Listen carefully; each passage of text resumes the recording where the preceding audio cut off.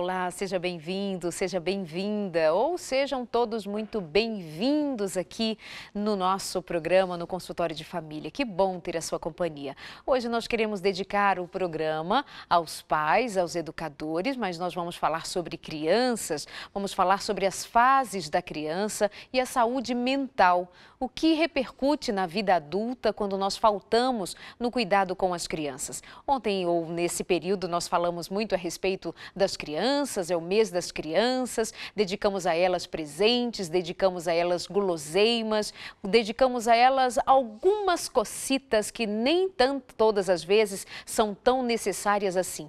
E muitas vezes, ou vou ser um pouco mais positiva, somente algumas vezes faltamos com aquilo que é da nossa obrigação, cuidar, chegar mais perto e saber das necessidades dela. Mas vamos fazer esse programa bem gostoso, com sua participação, aprendendo juntos, vamos saber da importância do aleitamento, não somente nos aspectos nutricionais, vamos saber como repercute o momento da amamentação ou o estímulo da amamentação na saúde, no desenvolvimento mental, na saúde emocional. Vamos falar sobre obesidade infantil, o que também traz como consequência no que diz respeito às questões emocionais, tudo isso aqui no programa de hoje com sua participação e ela aqui comigo, minha amiga, sua também, conhecida e amada por tanta gente. Quando divulguei, muitos disseram, hoje o programa vai ser demais. A doutora psicóloga, neurocientista, doutora Rosana Alves, bem-vinda, tudo bem? Tudo bem, prazer estar aqui mais uma vez.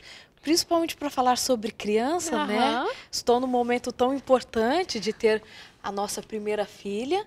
Então, assim, me sinto honrada e num momento muito especial da minha vida para falar sobre esse assunto. Se eu gosto e já estudei bastante sobre isso, imagina agora, então, tenho lido sobre tudo para que a educação seja o melhor possível. Que ótimo! Doutora Rosana Alves já está no 7º mês, né? 7º mês passa tão rápido, né? Pelo rostinho dá para perceber, né? Que eu já estou avançada na gravidez, mas uma delícia. Tudo. Mas você está bem de saúde? Graças a Deus, nenhuma alteração, estamos nós duas muito bem. Que graças bom. a Deus. E acompanhada do maridão que está aqui nos bastidores, o André, e da Elisa, que é sobrinha linda, estão aqui nos acompanhando. Mas vamos lá ao programa de hoje. Mande o seu recadinho, faça o seu comentário no post que fizemos na nossa página no Facebook, facebook.com/consultoriodefamilia.nt. Doutora Rosana, fala um pouquinho para situar a gente sobre as principais fases da criança. Existem fases importantes, iniciando pela fase pré-natal, que muitas pessoas parecem ignorar esta fase, mas ela é muito importante. A pré-natal, onde as principais funções e os principais órgãos estão sendo formados. O cérebro também começa a desenvolver ainda nos primeiros meses da gestação e vai continuar ao longo da vida. Depois nós temos a primeira fase, eu gosto de dividi-la até os 4, 5 meses de idade, que é onde a criança está aprendendo um pouquinho sobre o corpo dela e sobre o meio externo. Depois eu posso dar algumas dicas sobre essa fase, como estimular, como lidar com a criança. E depois nós podemos dar um salto aí até os 2 anos de idade, quando a criança já sabe andar, está começando a aprender a falar. Depois nós damos mais um pulo aos 4 anos de idade, quando ela começa a perceber a diferenciação sexual, que existem meninos e meninas, e essa diferença não é só porque a gente chama de menino ou menina. Tem uma fase que eu acho muito importante, que eu gosto de fazer essas subdivisões, que é de quando ela chega mais ou menos aos 8 anos de idade, que é uma fase de internalização de moral, onde o certo e o errado, nesta fase, já faz parte do que ela sabe mesmo. Não é só o que o pai e a mãe ou os amiguinhos falam que é uma atitude correta ou não. Ela já começa a ter condições por si mesma de perceber o que é certo e errado e tomar uma decisão a partir disso. Depois nós vamos lá para os 12 anos de idade, quando inicia a adolescência, que vai durar até os 19 anos de idade. E para algumas classificações chega até os 21 anos de idade, a adolescência. E depois então a gente entra na fase adulta. Sei lá se não tem gente na fase que deveria estar na fase adulta ainda, de adolescente. Como diz a minha irmã, a mãe da Elisa, há pessoas que envelhecem, mas não amadurecem, né? Então, tem gente que vai ser adolescente sim pro resto da vida. Existe, inclusive, um transtorno que, de fato, a pessoa tem como se fosse a síndrome de Peter Pan, de nunca envelhecer mesmo. Então, ela fica nessa fase infantil e adolescente por toda a vida. Doutora Rosana, o que significa dizer a respeito da vida intrauterina? Que cuidados, pensando no tema que nós apresentamos hoje, das fases e a saúde mental, que pode ter a ver essa vida intrauterina antes de vir à luz do mundo com o futuro e a sua saúde mental? Vamos pensar que o que nós somos, os nossos pensamentos, os nossos neurônios, o cérebro em si, ele é composto não somente por estímulos ambientais, né, estímulos assim do que eu ouço, que eu vou pensar sobre isso. Estamos falando de substâncias. O nosso cérebro não funciona, por exemplo, sem cálcio, sem sódio, sem potássio, sem ferro, sem todas essas vitaminas e minerais. Então, assim, pensa que a alimentação dessa mãe vai contar muito para esse desenvolvimento, até mesmo para esse desenvolvimento mental. Ok? Ok. Os estímulos estressores que esta mãe pode receber também vão afetar este bebê, porque quando uma mulher passa pelo estresse durante a gravidez, os hormônios aí do estresse, que eles são prejudiciais em um certo momento, em intensidade, eles também vão ser transmitidos para esse bebê. Se ele tem um efeito sobre a mãe, que já é adulta, estruturada, imagina então sobre um corpo em formação. Além disso, esse bebê, a partir do seu terceiro, quarto mês de gestação, ele já é capaz de ouvir. Mesmo, lógico, ele não tem um entendimento, né, Sim, de claro. entender o que está sendo dito, mas ele sofre o impacto, por exemplo, da intensidade dessa voz, se essa voz ela é mais aguda, se ela é mais grave ou não. Quando o bebê chega, por exemplo, ao sétimo mês, na gestação, ele já responde aos estímulos que a mãe faz para ele. Então, assim, já uma dica, por exemplo, se o bebê chutou no lugar da barriga, se você apertar naquele mesmo lugar, ele vai chutar de novo, porque ele começa a interagir com estes toques externos. Já reconhece a voz do pai, já reconhece a voz da mãe. É tanto que, mais uma dica, hoje eu acho que é um dia de dicas, né? Mais uma dica, existem crianças, por exemplo, que choram muito nos primeiros meses. E às vezes o que a gente percebe, naquele período que ela está chorando muito, o pai viajou. Então ela está sentindo falta da voz do pai. Às vezes só do pai ligar e ela escutar a voz do pai, ela vai acalmando. Ou o pai deixar uma fita gravada para ela escutar, porque ela já acostumou com essa voz. No sétimo mês, por exemplo, se você colocar uma luz, incidir uma luz sobre a barriga da mãe, o bebê já vai virar o rosto. Porque a intensidade da luz vai conseguir ultrapassar e vai incomodar os olhinhos dele, porque o nervo óptico já foi formado nessa fase. Então, assim, o paladar está sendo formado, já consegue sentir de uma forma bem característica o doce. Então, assim, mães, não comam muito doce na gravidez, que um dos motivos é você já começar a moldar o paladar do filho com talvez um hábito que não seja tão saudável. Então, assim, falando de poucos exemplos, né? Imagina o abuso de drogas. Meu Deus. Essa criança já vai nascer com uma quantidade menor de receptores dopaminérgicos e ela vai precisar repor isso. É uma criança que ela tem uma tendência de, por exemplo, de abuso de drogas, porque ela já nasce com um déficit desses neurônios. Mesmo se dá com álcool, qualquer tipo de álcool, droga. nossa, imagina álcool então, Fumo. que vai desfazer porque o nosso cérebro ele é formado de gordura, né? A gente sabe disso. A parede dos neurônios é gordura. O que o álcool faz? Desfaz essas paredes. Então, assim, você literalmente vai desfazendo o cérebro. E essa criança pode nascer com uma redução da massa encefálica. Pensa na consequência disso para um bebê. Então, falando só de, olha, um pouquinho tempo de quantas consequências que uma criança pode ter, sim, né, ainda nessa fase intrauterina, que vai ter uma consequência sobre a vida dela. Então, agora podemos pensar um pouquinho a respeito da amamentação, além da nutrição, que muitas vezes já é comentado, conhecido da maior parte das mães, e de quão importante é para a nutrição da criança, para o desenvolvimento, mas o que dizer do aleitamento, do momento, também referente à saúde emocional? Sim, é muito importante, existem alguns estudos nacionais e internacionais mostrando que as crianças que foram amamentadas por um período maior, elas têm uma capacidade intelectual acima da média. Claro, tem uma variabilidade, né? Mas ela pode ter uma capacidade mental, intelectual acima da média. E foi verificado também uma incidência menor de transtornos mentais nessas crianças. Por quê? Não se sabe exatamente quais são as consequências do leite em si para este cérebro, por mais que ele tenha esses nutrientes necessários, Mas pode ser que mesmo o próprio leite tenha algumas outras características que são importantes para este desenvolvimento. Mas também é importante pensar que o momento da amamentação, se ele acontece de uma forma adequada, é o momento onde a criança se sente afagada, acolhida e onde ela tem um trocar de olhar com a mãe que é muito importante. Existe um estudo que já foi feito sim, em ratos, que eles percebiam que alguns ratinhos, quando nasciam, eles morriam e quando iam verificar este organismo, ele não tinha nenhuma alteração. Sabe o que descobriram? Que muitos destes ratos que faleciam, a mãe não olhou para ele em nenhum momento depois que ele nasceu, ele foi desprezado. Existe uma região do cérebro chamada locus ceruleus, não precisa decorar o nome, né? Que ela está envolvida com a produção de alguns neurotransmissores muito importantes, como, por exemplo, noradrenalina e adrenalina, que a gente não chama mais assim. A gente chama de norepinefrina e epinefrina, são os nomes oficiais, né? Eles não tinham o desenvolvimento dessa estrutura cerebral tão importante.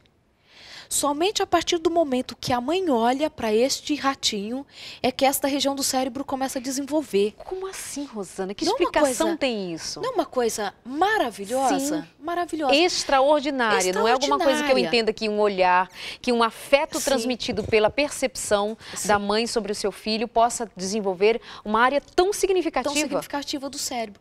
Claro, no ser humano isso não é verificável, porque graças a Deus nós temos uma capacidade de organizar o cérebro, de desenvolver maior do que um rato. Claro, claro. Graças a Deus por isso, Mas né? só é uma amostra. Mas é uma amostra do que pode acontecer com uma criança que não recebe este olhar da mãe. Pensa que um bebê mais ou menos com 4 meses de idade, que ele percebe que ele não é extensão do corpo da mãe. O bebê antes disso não percebe que ele não é um apêndice, né, da mãe. Mas com essa idade ele começa a perceber sim. É tanto que ele olha a mãozinha, olha o pezinho. Então ele percebe que ele não é mais extensão deste corpo da mãe. Então é um corpo que faz falta para ele, que ele pode perder. No momento da amamentação, ele percebe que este corpo não dá a ele somente o alimento, mas é um corpo que está além do dele, mas que é capaz de dar a ele afago, que é capaz de dar a ele o conforto que é tão necessário quando nós somos crianças, porque somos totalmente dependentes. O cheiro da mãe, nós falamos dos feromônios, né? O cheiro da mãe é muito característico. Então, quando ele sente esse cheirinho, que ele já está acostumado desde o ventre, isso faz muita diferença também para se sentir acolhido e confortado. O que ele necessitar, ele sabe que ele encontra nesse colo.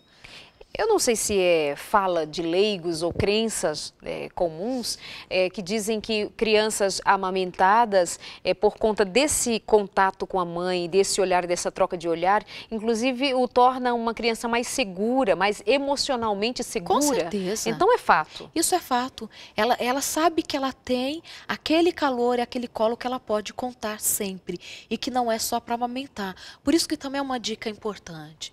O bebê, e eu sei que as mães gostam disso, ele não pode ficar no colo somente quando este comportamento ele é funcional, no sentido de que está ali porque precisa ser amamentado. Não, é ficar com este bebê no colo, olhando para esse bebê, mesmo quando ele não está sendo amamentado, para que ele possa sentir que aquela mãe não existe somente para alimentá-lo, mas para o que ele necessitar. Isso é até interessante para aqueles que acreditam que deixar o bebê no colo vai torná-lo mais mimado, vai trazer algum prejuízo com esse bebê por conta de querer ficar no colo. Sei lá se aquela criança não está querendo justamente um colo de necessidade mesmo, Sim. Não é uma manha. E isso é muito interessante. O que a gente tem que pensar é que os excessos é que são prejuízo. Uma mãe que não tira esse bebê do colo e não deixa outra pessoa pegar, esse bebê não fica no berço nem quando dorme, claro que isso é prejudicial.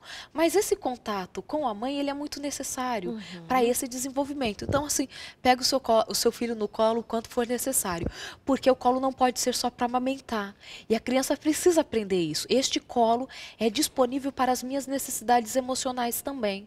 Não só para as necessidades fisiológicas. Que bonitinho, quem resiste, né? Aquelas coisas gostosas no colo. Delícia.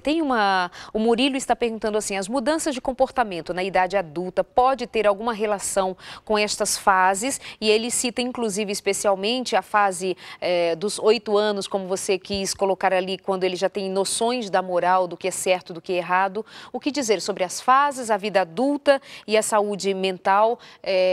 Como é a proposta de nós entendermos entendermos bem isso hoje? Claro que tem tudo a ver, né? Tanto que quando você vai para a terapia, muitas vezes você tem que retornar à infância para saber qual o contexto, o que aconteceu, para que você possa lidar melhor com estas dificuldades já na fase adulta. É tão interessante, vou citar um exemplo que vai ajudar a entender muito. Alguns adultos são extremamente agressivos, não conseguem lidar com as situações de forma adequada. E quando alguns destes adultos foram estudados, existem estudos muito importantes da Universidade de Chicago, Califórnia, e eles mostram que alguns desses adultos, principalmente que não conseguem lidar direito e são agressivos com as situações, o que acontece com eles? Na infância, eles passaram por pelo menos duas situações graves de violência.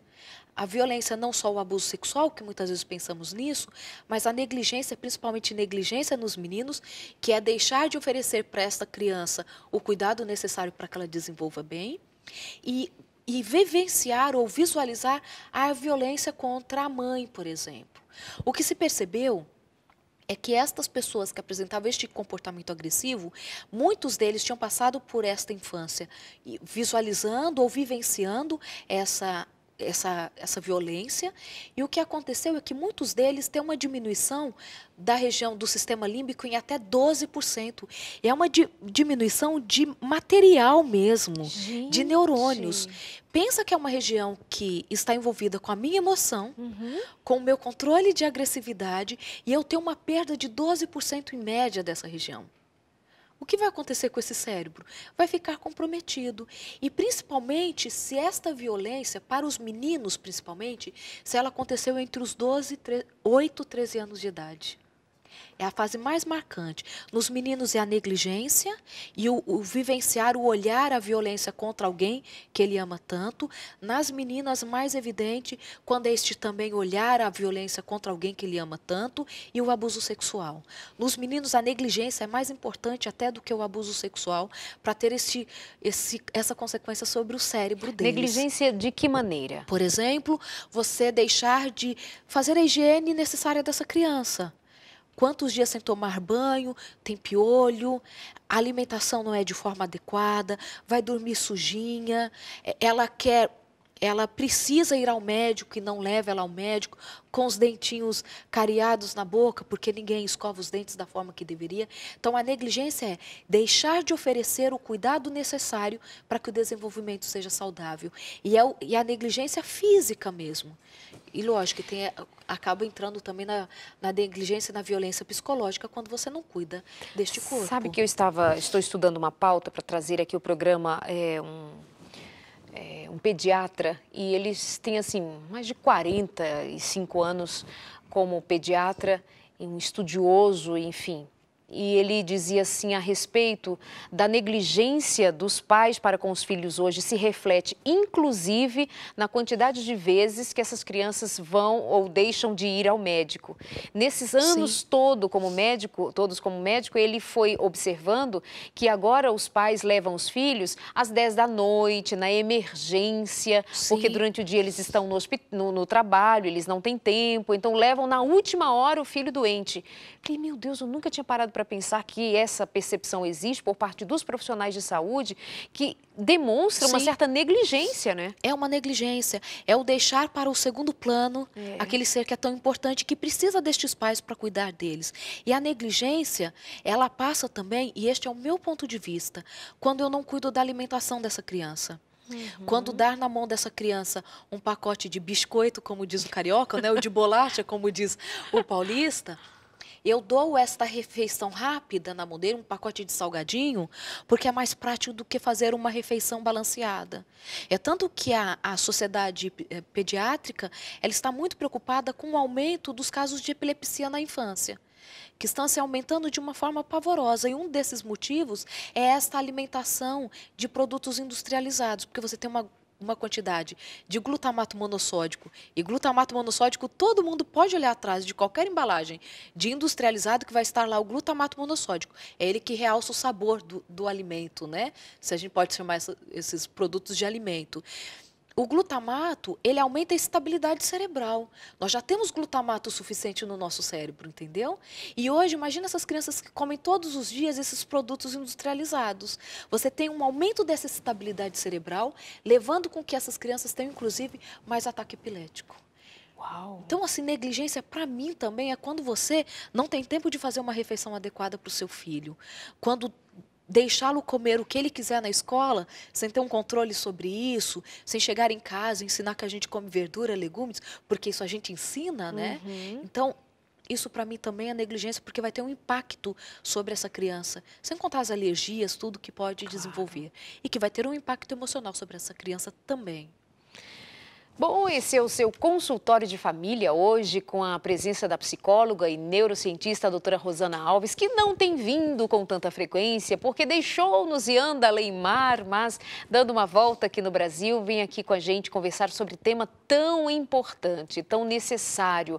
Esse aspecto da negligência agora você pegou pesado, né, amiga? Sim, porque é necessário falar, né? Absolutamente necessário. Vamos falar um pouquinho a respeito de obesidade? O que dizer a respeito da obesidade infantil? E claro, nós estamos falando de fases, ela deu um apanhado geral logo a respeito das determinadas fases, e a nossa intenção é fazer com que você perceba que o tempo da infância e o tempo de ser adulto está absolutamente ligado. Então você que é pai, mãe, esteve preocupado esses dias ou está ainda preocupado em dar um presente do Dia das Crianças ou em cuidar dessa criança para que elas tenham o mesmo que as outras colegas tenham na escola, ou enfim, que a família veja, fazer uma festa de aniversário, porque não pode deixar em branco a data do aniversário, precisa gastar com aquela festa, ou coisas do gênero, coisas que nós pais queremos fazer com os filhos, sem algumas vezes nos dar conta de que há coisas muito mais necessárias, muito mais urgentes, e que a festa de aniversário acaba quando a velhinha for apagada e todo mundo for embora. Mas o que acontece com a vida da minha filha, do meu filho, dos nossos filhos hoje, vão repercutir ao longo da vida. E aí, você já parou para pensar que você é pai de um adulto amanhã e não somente dessa criança que você está querendo agora atender em necessidades podemos dizer assim, supérfluas? Então, fica a dica para você ficar aqui com a gente no consultório de família, hoje com a doutora Rosana Alves, e vamos falar um pouquinho agora a respeito da obesidade infantil. É tão interessante que quando nós falamos de obesidade, já foi a época onde acreditava que a obesidade era simplesmente estar fora de forma. Hoje a obesidade ela é considerada uma doença, com todas as suas características muito bem determinadas. O que nos assusta hoje é que pelo menos 30% das crianças brasileiras estão sobrepeso. Nós já estamos equiparados com os Estados Unidos. No quesito sobrepeso e obesidade, porque a gente acha que é só crianças que vivem lá no fast food, né? Então, assim, a obesidade, ela é uma patologia. E as crianças estão desenvolvendo essa patologia. Voltando na ideia do que elas estão comendo. E muitas dessas crianças, por estarem comendo assim, existem alguns fatores envolvidos. Por exemplo, é possível perceber que algumas crianças estão comendo muito porque estão ansiosas ou depressivas. Também o contrário acontece. A criança come muito e isso desenvolve a ansiedade e a depressão, porque ela não consegue aceitar o próprio corpo. E ainda há grande confusão, e falando isso de crianças com 6 anos de idade, com 4 anos de idade, ela não tem a percepção que ela está obesa. Ok? Se você chegar para ela e perguntar assim, você está obesa? Na maioria das vezes ela vai falar assim, não, mesmo você explicando que é obesidade. Mas quando ela vai fazer um desenho sobre ela, ou quando você vai falar assim, você gosta do seu corpo? Ela vai manifestar uma insatisfação. E esta insatisfação pode torná-la depressiva. Também tem se verificado que as crianças que são obesas na infância, elas têm uma maior tendência de, quando na fase adulta, apresentarem um transtorno do humor. Por exemplo, ansiedade, depressão, um transtorno bipolar. Porque ela já teve uma dificuldade para lidar com ela mesma desde a infância. E muitas vezes ela passou por situações que foram vexatórias. Dos amiguinhos chamando de gordinhos, de um tio que faz uma piadinha, de um avô que acaba comparando. Além disso, também existem estudos que mostram muito claramente, por exemplo, que a obesidade ela afeta a nossa capacidade intelectual. É verdade. Quando nós aumentamos o nosso peso, nós perdemos um pouco da nossa capacidade intelectual. E isso acontece com as crianças também. Quando as crianças vão ganhando um peso que ela não deveria ganhar, isso faz com que ela caia o rendimento escolar muitas vezes. Fala assim, não, mas o meu filho, ele é gordinho e ele vai super bem na escola. Pode ser que o intelectual do seu filho ainda não foi afetado, mas pode ser que ele seria até mais inteligente se ele fosse magro. Porque existem vários fenômenos que acontecem no cérebro de uma inflamação cerebral na obesidade que nos incapacita de termos o melhor desempenho cognitivo. Então, assim, a obesidade, ela causa uma inflamação, não só periférica, que nós falamos do corpo, mas também uma inflamação do nosso cérebro. Isso é muito importante. Então, assim, a obesidade, ela precisa ser controlada. E como se controla isso? Fazendo com que as crianças comam melhor. Além disso, e eu lembro que eu já falei isso no programa, mas é muito oportuno repetir. Quando um bebê, ele chora, o que a gente faz? Né? Vocês que são mães, vão ver se eu já estou ficando bem treinada nisso. Nós vamos lá, pegamos o bebê do berço e olhamos, está com a fralda sequinha? Então, o problema não é a fralda, está sequinho. Ele está com cólica? Quando nós fazemos todo o check-up fisiológico, se está tudo ok, o que pensamos? Fome. Tá com fome. E aí ele está chorando, chorando, chorando. Na maioria das vezes, você coloca para amamentar e o que acontece? Ele para de chorar.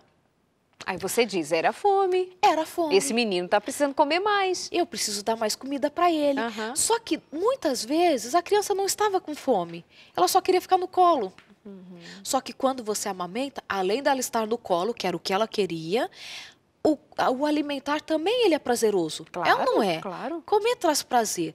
Ativa a mesma região do cérebro que é ativada, por exemplo, os afetos ativam, né? O colo da mãe, o calorzinho ali, a comida também vai ativar a mesma região. Então, assim, a criança, então, ela só estava querendo o colo, mas ela, além de ganhar o colo, ela ganhou a comida. Então, ela começa a perceber que prazer, conforto tem a ver com comida. E aí, quando nós vamos crescendo, por que algumas pessoas, quando estão tristes, assaltam a geladeira? Só conseguem ficar calminhas depois que comem um doce. Mas muitas vezes não tem a ver com o prazer que a comida em si dá, mas sim porque ela tem esta memória de que a comida tem a ver com conforto, com ser aceita, com estar no colo, perto de alguém que se ama. Eu estou aqui pensando, Rosana, que se tem ali algum adulto, ou aqui algum adulto, que assim dá uma vontade danada e come incontrolavelmente, será que um abraço resolveria aí? Eu acho que podia... Será que um colinho poderia ajudar? Eu acho que podia começar a testar isso, porque a grande questão também é que a comida, ela te traz um prazer muito imediato. E assim não te custa muito, né? Vai custar no bolso, às vezes, ou nos quilos que se ganha. Mas assim, realmente começar a substituir o prazer da comida pelos outros prazeres. Porque você disse que ativa a mesma região do cérebro, né? É a mesma estratégia. Vamos lá, minha gente. Em vez de pensar em levantar agora no intervalo e ir para a geladeira, chama o marido no canto, dá-lhe um abraço apertado, fica no colinho dele, fica no colinho dela, junta essas crianças e deixa para comer só amanhã no café da manhã. Nosso intervalo é bem rapidinho, já voltamos porque a nossa conversa aqui também dá prazer. O prazer de aprender e o prazer de dar a você uma nova disposição diante daquilo que você sabe que precisa ser feito e o fará com responsabilidade e amor por sua família. O intervalo é rapidinho e já estamos de volta. Até já.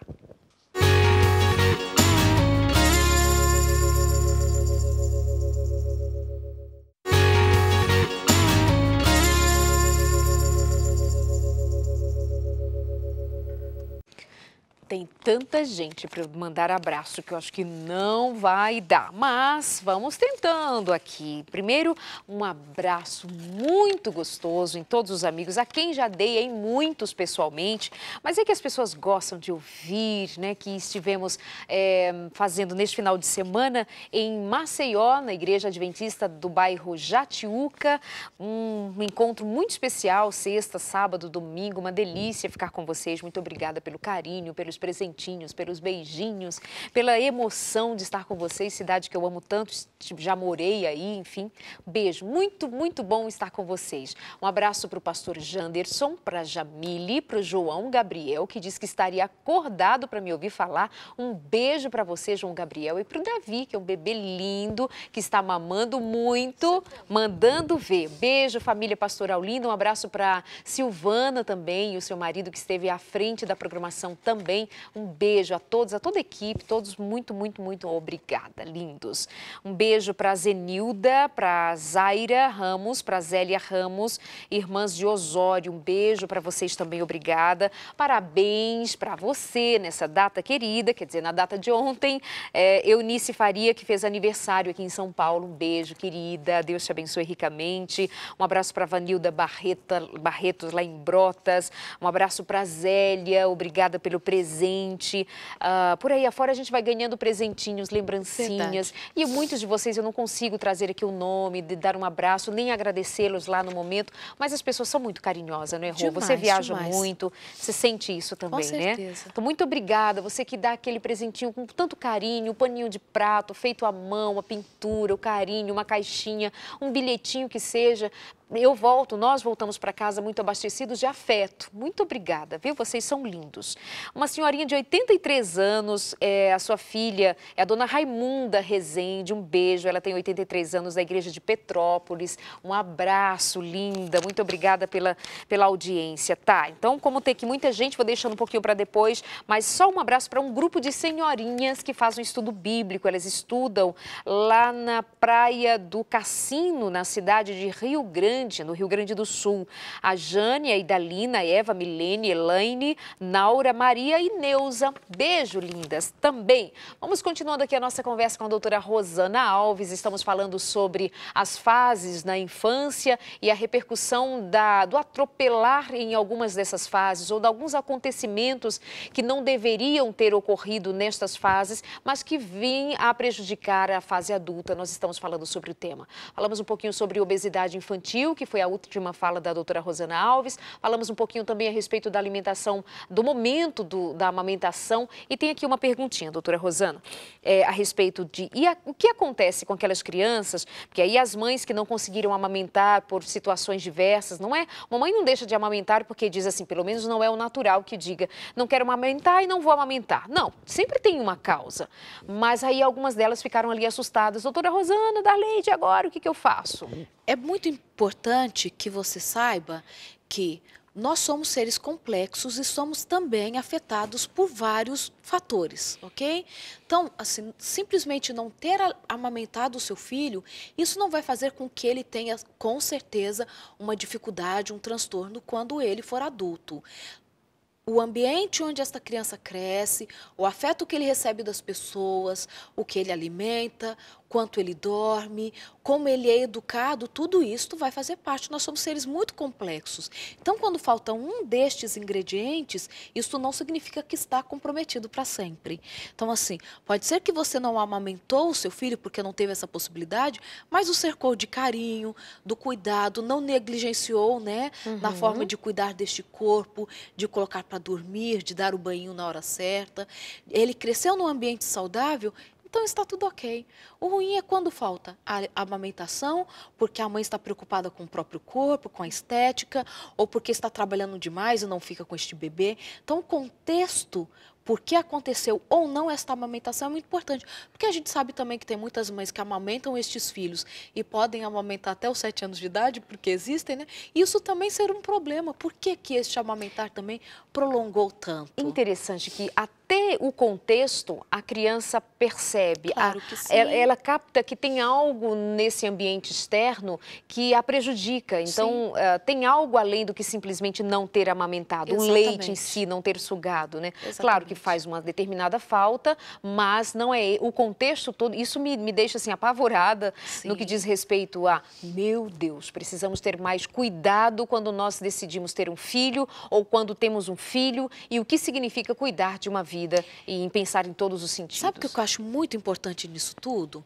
É que assim, lá no fundo, todos nós sabemos o que devemos fazer. Pois é. Às vezes ficamos tão perdidos quanto o que um diz, o que escutamos na televisão, mas a gente sabe o que é essencial para um bom desenvolvimento. A gente não sabe que é um ambiente tranquilo para crescer, uma alimentação adequada, a criança receber a disciplina no momento certo, ela ir para a escola no momento certo. Então, assim, não fiquem apavorados. Você sabe o que deve ser feito. O que nos falta muitas vezes é a disposição, o tempo para fazer da forma que deve ocorrer.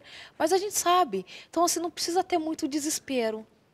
Porque as nossas avós, todo mundo criou os filhos e criaram tão bem. E não tinham esse acesso à informação que nós temos hoje. Então, assim, nós precisamos seguir um pouquinho mais o que a gente já sabe. E aí dá mais certo. Porque a criança, ela pode não ter, talvez ali, uma mãe que saiba todas as teorias, as fases do desenvolvimento, mas uma criança, o que ela mais quer saber, eu sou amada? Eu sou respeitada? Os meus pais são coerentes quando me corrigem? Isso é o básico. Se isso você der para o seu filho e você é capaz de dar isso, com certeza ele vai desenvolver da forma melhor possível. Porque a criança está o tempo todo querendo saber se ela é amada. Nós queremos o tempo todo saber isso, né? Doutora Rosana, fale um pouquinho mais a respeito dessa inflamação. Obesidade é inflamação? Obesidade é uma inflamação do nosso organismo. O que acontece? Quando nós temos uma inflamação, vamos pensar periférico, né? O que acontece quando nós temos uma inflamação? Nós temos uma alteração daquela região que foi inflamada. Acontecendo o quê? Alteração da célula e muitas vezes morte das células, quando você tem uma inflamação. A obesidade, ela é uma inflamação, fazendo com que você perca células ou modifique a alteração dessas células, envelhecendo células, fazendo com que muitas vezes nós temos a estrutura final do cromossomo, que é a região telomérica que nós chamamos, elas sofrem danos irreversíveis. E quando elas são machucadas, você tem uma modificação na produção das células. Então, uma inflamação. É tanto que muito hoje, por que nós estamos envelhecendo muito rapidamente, né? Pessoas com 30, 40 anos de idade já com uma fisionomia mais envelhecida. Por quê? Porque estes indivíduos estão extremamente inflamados. A inflamação, ela faz com que nós envelheçamos, porque você tem uma morte celular muito importante. Além disso, quando nós fazemos, isso a gente faz muito em laboratório, quando nós comparamos, para entrar na obesidade, falando da inflamação e envelhecimento, quando nós comparamos, por exemplo, ratos ou mesmo macacos, que eles comem menos do que deveria ser consumido todos os dias, uma média de 20% menos da ingestão calórica normal, porque hoje a gente come mais do que deveria comer. Né? Mesmo a tabela lá da quantidade de calorias que nós deveríamos ingerir durante o dia, aquilo está meio equivocado, não precisamos de tudo aquilo, porque hoje nós somos mais sedentários. Claro. Então, quando estes animais eles são passados por esta restrição calórica, nós percebemos neles, isso é muito visível. Os que comeram menos, eles têm uma aparência, mesmo já na fase adulta, idosa, uma aparência ainda de adolescentes. E quando você pega aquele animal que comeu acima da média, pensando que ele comeu livremente, ele já tem uma fisionomia ou uma aparência, né, o rato, o pelo, o tamanho, já de um animal idoso, mesmo que ele seja um adulto, um jovem adulto. Então, isso é muito importante, você ter um envelhecimento precoce quando você come muito, porque você inflama o organismo de uma forma geral e você tem uma diminuição na sua capacidade intelectual, sim.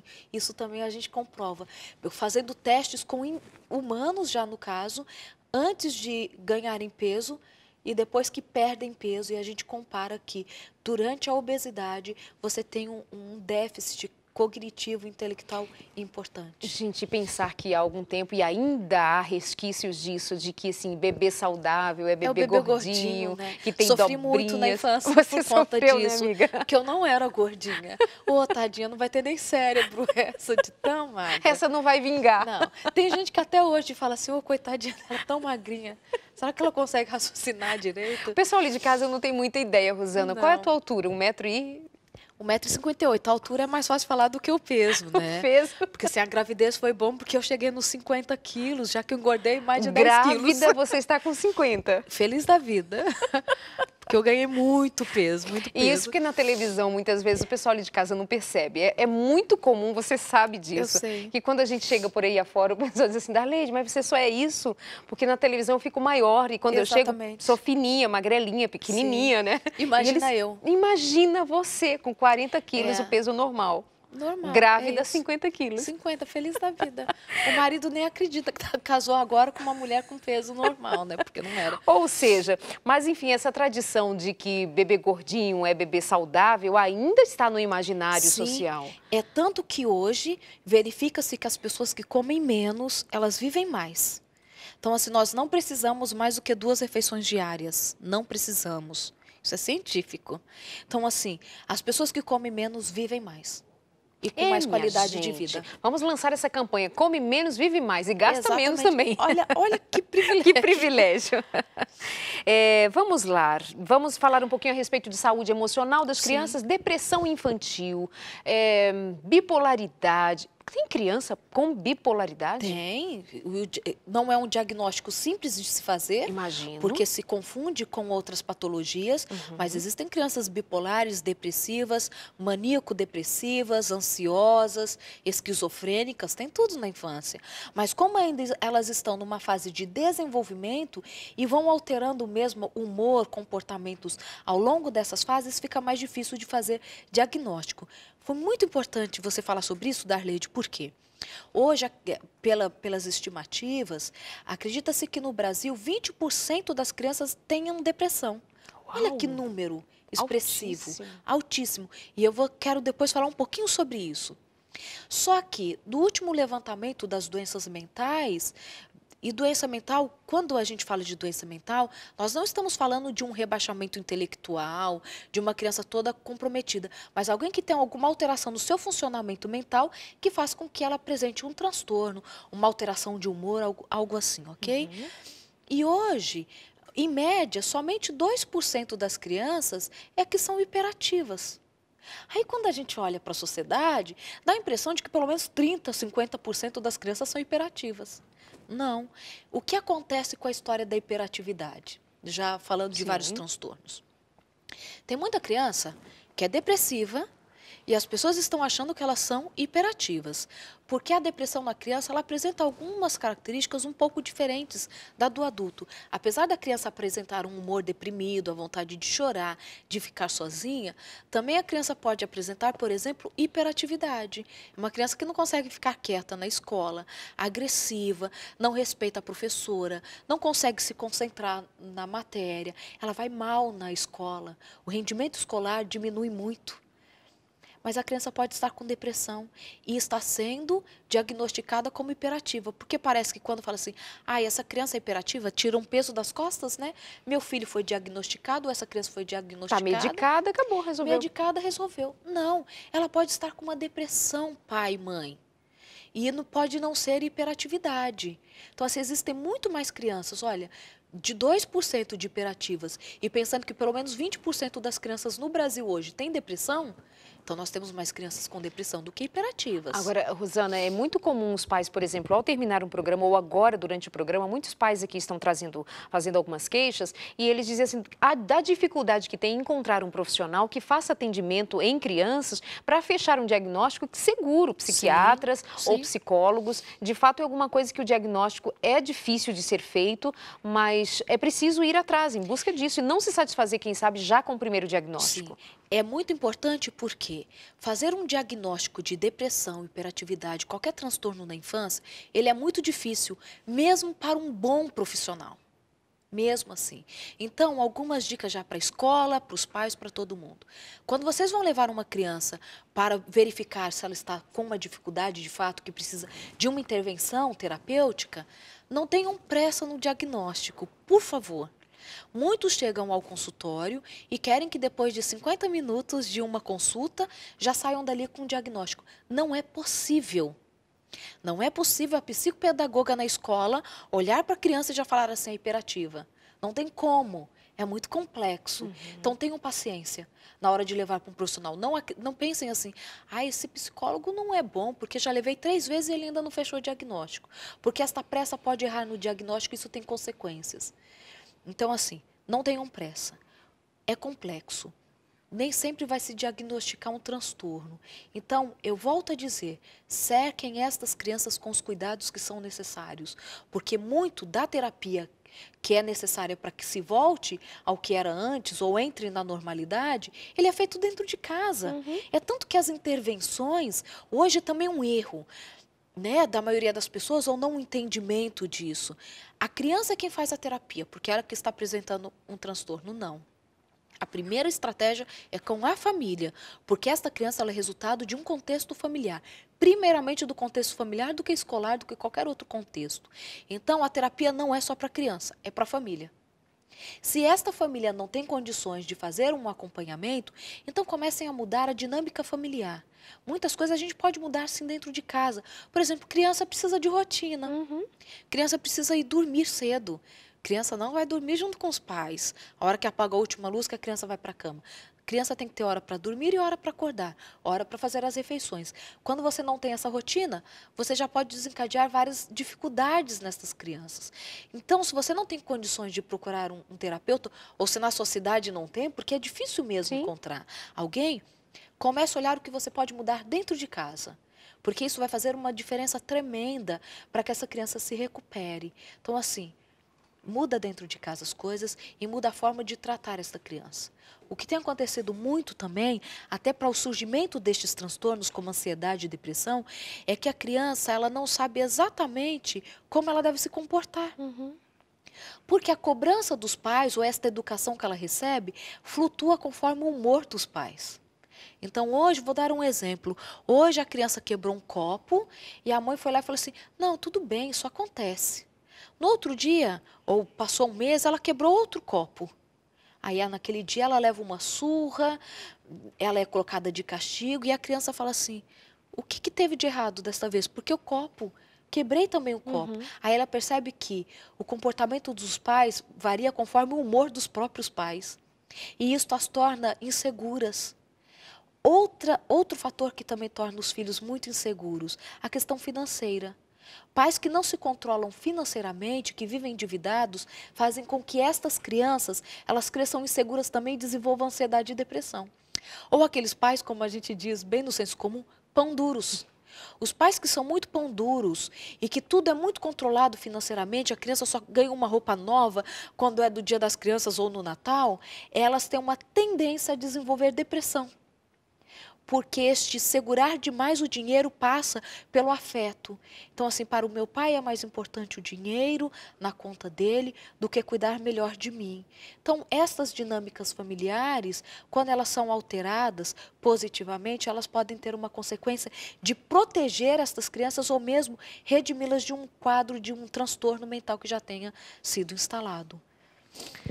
Aula, simplesmente aula, aqui no consultório de família hoje com a doutora Rosana Alves, psicóloga, neurocientista, respondendo algumas questões importantíssimas. Tem muita pergunta, mas uma aqui me chamou muita atenção. Ela chegou bem logo no começo do programa. Uma mãe tem 2 filhos, uma menina de 11 anos, um menino de 3 anos. Desde que ele começou a falar, quando tinha por volta dos 2 anos de idade, e agora está com 3, ele diz, vou matar você. E ele diz com que vai matar, que objetos vai usar para matar. E a mãe está ficando muito assustada porque ele só tem 3 anos e ele tem repetido isso com mais frequência. O que pode ser, doutora Rosana? Nossa, podem ser muitas coisas, né? Primeiro, qual o contexto que ele tem crescido? Quem são esses adultos em volta dele? Qual é o linguajar que se usa? E eu lembro que eu acho que foi neste caso que você disse que a criança não assiste conteúdos violentos. Na descrição, né? ela diz que ele não assiste filmes e em casa o ambiente não propicia esse tipo de imagem para ele. Então, assim, se ele não está vivenciando estas imagens violentas, reproduzindo, porque nós sabemos que as crianças reproduzem muito o que elas assistem, o que elas vivenciam. Se não existe isto para que possa, então, justificar este comportamento, ele precisa de um acompanhamento psicoterapêutico. Ele precisa, porque ele tem um plano para matá-la. Isso não significa que ele vai te matar, mas existe uma agressividade, uma crueldade acima da média, dirigida contra alguém a quem ele deveria só amar, entende? Então, assim, ela precisa procurar um atendimento psicoterapêutico e perceber se este desejo, este manifestar o desejo de matar alguém, que pode ser a mãe ou outras pessoas, se ele aumenta. Qual o contexto que ele diz isso? Quando ele é contrariado? É gratuito? Depois que ele fala que vai matar, ele expressa alguns momentos de afeto, de carinho para essa mãe? Quando ele tem algum comportamento que machuca alguém, ele apresenta remorso? de ter dó mesmo, Sim. de empatia pelo outro, de ter machucado, ou ele só pede desculpas ou aparenta um remorso só quando ele percebe que ele vai ser punido, se ele não ter Tudo isso precisa ser um comportamento. investigado, né? Então, isso é muito necessário que seja investigado, mas é preciso prestar atenção. Não deixe que isto vá avançando. Lembre que quando ele chegar lá para os 8 anos de idade, essa estrutura dele, essa internalização de moral, o que é certo, o que é errado, o que eu posso fazer com o outro, o que eu não posso, vai estar muito bem estabelecida já. Então, é preciso correr e olhar isso antes que chegue essa fase. Agora, maisinha, faz isso com calma, tá? Faz isso Sim. amanhã com calma, pede a Deus, ora, para te mostrar um profissional, vai procurando profissionais, vai fazendo isso com calma, para também não gerar mais um conflito Não. além do que já existe. Posso dar mais uma dica Por para essa favor. mãe? É muito importante. Nós nascemos com uma agressividade. É tanto que, por exemplo, um bebê, o que ele gosta de fazer quando ele já tem 6, 8 meses de idade? Dá tapa no rosto das pessoas. Faz isso ou não faz?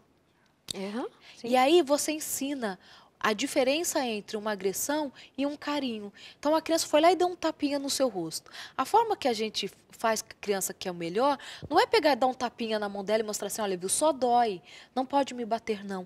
Mostre para ela a diferença. Por exemplo, a criança ela não sabe dosar o peso da mão dela ainda. Então no que ela bateu no seu rosto, você diz assim para ela, mesmo que você acha que ela não está entendendo, porque é um bebê. Você fala assim, olha, não é assim que a gente toca no rosto das pessoas. Para fazer um carinho é assim que a gente toca. Então você pega a mãozinha da criança e faz com que ela encoste bem devagarinho no seu rosto. E faça com que ela faça um carinho mesmo. Então fala assim, é assim que nós tocamos as pessoas. A criança ela aprende muito com a observação e com o concreto mesmo. Então assim, o seu filho falou lá, eu vou te matar, e vou te matar com uma faca, por exemplo. Você diz assim, não é assim que a gente trata a mamãe e não é assim que eu quero que você me trate e eu te trate. Então assim, para você me deixar feliz, você fala assim, eu vou te abraçar. Eu vou te fazer um carinho, eu vou te beijar. E isso é tão gostoso. Então assim, uma dica legal para os pais é assim, não só tolher um comportamento, isso não se faz, mas você dá a alternativa do que se faz. Porque sem fazer, a criança não vai ficar. Porque as crianças são super agitadas, elas querem fazer alguma coisa. Então, se elas não podem ter um comportamento, você tem que apresentar para elas o comportamento correto. E ensiná-las como se faz isso, mesmo que seja pegando na mãozinha para que ela te toque da forma adequada. Perfeito. Queridos pais, amados todos que nos acompanham agora, você sabe que sempre que nós falamos aqui sobre questões como estas, enfim, todos os nossos programas, nós sempre vamos estar atendendo a um público geral. Obviamente que num tempo limitado de televisão ou rádio, a gente não tem condição de esmiuçar cada tema, cada detalhe, mas nós vamos trabalhando aqui e fazendo-o pensar a respeito de cada questão. Então, por exemplo, quando uma mãe pergunta assim, Darleide, por favor, esclareça. É bom comer pouco, mas e para a criança também? Comer pouco para uma criança ou para um adulto, quando significa não suprir as necessidades nutricionais, nós estamos falando de alguma coisa indevida e não seria essa a sugestão aqui no programa quando a doutora Rosana Alves falou a respeito de comer menos. Nós estávamos falando a respeito de comer menos para uma população que come demais. Por exemplo, Exatamente.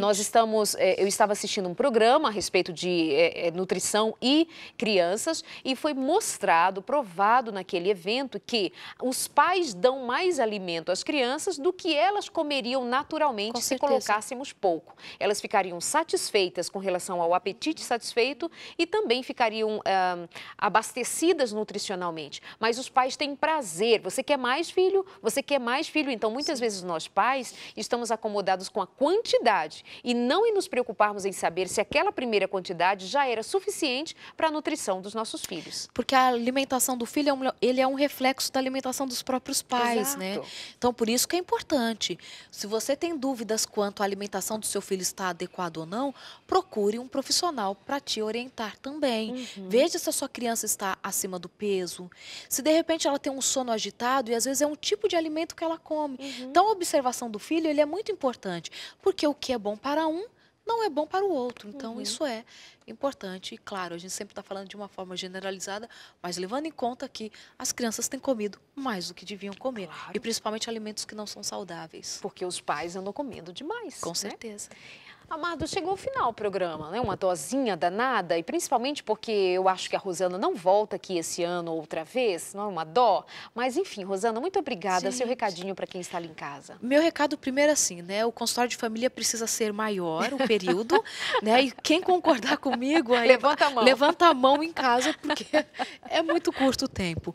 Mas assim, ame o seu filho, colocando limites nele, percebendo quais são as limitações dele e nunca se esqueça que Deus colocou em nós, sim, o senso de como nós devemos cuidar das crianças e cuidar das pessoas que estão em volta. Escute a voz de Deus falando com você, siga as orientações que são as mais simples do bom cuidar deste filho e com certeza o que você não conseguir fazer, Deus vai completar. Mas faça a sua parte de amar, de cuidar, de respeitar, respeitar as pessoas que estão em volta dessa criança, porque ela é afetada não só o que é feito diretamente com ela, mas o que é feito com a mãe dela, com o pai, com todo mundo. Então respeite e essas crianças com certeza serão cada vez melhores. Que Deus lhes abençoe ricamente. Amém. Muito obrigada por sua presença. Obrigada a você aí pela presença também. Obrigada pelo carinho. E a todos vocês, muito, muito bom ter sempre a sua companhia. Eu quero só dar uma dica de leitura. O livro Orientação da Criança, da Casa Publicadora Brasileira. Pai, mãe, entre em contato, cpb.com.br e adquira o livro que não estou fazendo isso por vender. Estou fazendo isso para te ajudar. Busque uma literatura como esta. Orientação da Criança. E você vai aprender um pouco mais ou muito mais a respeito de como lidar com esse precioso tesouro que Deus te deu às mãos. Amados, muito obrigada. Até a semana que vem. A gente se encontra aqui no Consultório de Família. Até lá.